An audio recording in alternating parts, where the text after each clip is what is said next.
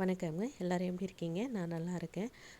சிம்பிளாக ஒரு அவசரத்துக்கு எப்படி குருமா பண்ணுறது அப்படின்னு சொல்லிட்டு கையில் தேங்காய் அதெல்லாம் இல்லாத நேரத்தில் எப்படி பண்ணுறதுங்கிறதுக்காக தான் இந்த குருமா பண்ணியிருக்கேன். நீங்கள் ட்ரை பண்ணி பாருங்கள். டேஸ்ட் வைஸ் நல்லா இருக்குது. முதல்ல கடாயில் வந்து எண்ணெய் ஊற்றி பட்டை லவங்கம் போட்டுக்கோங்க. அப்புறம் கடுகு, சோம்பு, ஜீரகம் அதெல்லாம் போட்டு நல்லா வறுத்துக்கோங்க. அதுக்கப்புறம் வெங்காயம் வந்து சின்ன சின்னதாக அரிஞ்சு போட்டுக்கோங்க. வெங்காயத்தில் வந்து கூடவே நான் இஞ்சியும் பூண்டும் சேர்த்தே நறுக்கியிருக்கேன். அதை போட்டுக்கோங்க. டேஸ்ட்டுக்காக தான் நான் பச்சை மிளகா போட்டிருக்கேன். காரத்துக்கு நான் மிளகாத்தூள் தான் போட போகிறேன்.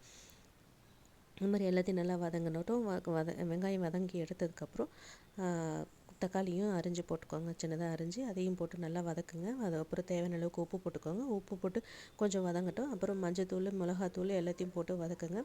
அப்புறம் தனியாத்தூள், கரம் மசாலா தூள் எல்லாத்தையும் போட்டு நல்லா வதக்கிக்கோங்க. இதெல்லாம் நல்லா வதங்கி வந்ததுக்கப்புறம் தேவையான அளவுக்கு தண்ணி ஊற்றி நல்லா கொதிக்க விட்டுருங்க. வெங்காயம்லாம் நல்லா வெந்துட்டதுக்கப்புறம் நம்ம வந்து என்ன பண்ண போகிறோம்னா, இதில் தேங்காய் அரைச்சி ஊற்ற போகிறது கிடையாது. சில நேரங்களில் நம்மக்கிட்ட தேங்காய் இல்லாமல் இருக்கும் இல்லையா, அந்த பதிலாக வந்து அந்த நேரத்துக்கு என்ன அவசரத்துக்கு பண்ணுறது அப்படிங்கிறதுக்காக தான் இதை உங்களுக்கு காமிக்கிறேன். யூஸ்வலாக நம்ம வந்து பொட்டுக்கடலை அரைச்சி ஊற்றுவோம், இல்லைன்னா கடலை மாவு அரைச்சி ஊற்றுவோம். ஸோ அதெல்லாம் இல்லாமல் இப்போ நான் வந்து டிஃப்ரெண்ட்டாக ஒரு கார்ன்ஃப்ளவர் மாவை வந்து ஊற்றி எப்படி குருமா பண்ணுறதுங்கிறது தான் இது.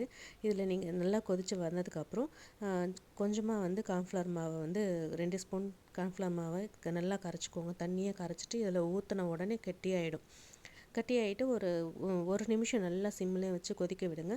கட்டியாகாமல் கிளறிட்டே இருந்துட்டு பண்ணிங்கன்னா நல்லாயிருக்கும். டேஸ்ட் வைஸ் இது நல்லா இருக்குது. சப்பாத்தி, தோசைக்கு இது ரொம்ப சூப்பராக இருக்குது. ட்ரை பண்ணி பாருங்கள். தேங்க்யூ.